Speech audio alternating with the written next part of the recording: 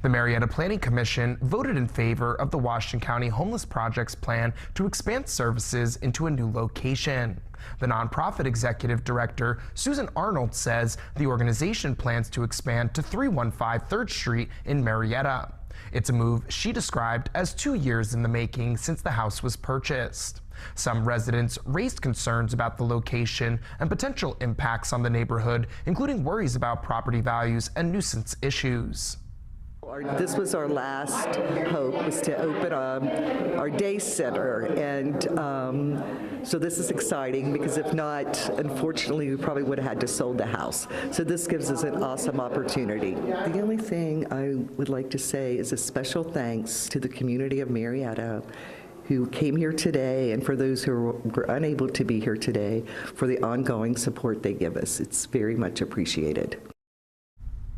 Arnold also said the new location would improve the nonprofit's ability to provide necessities, including expanded clothing storage and more dining space.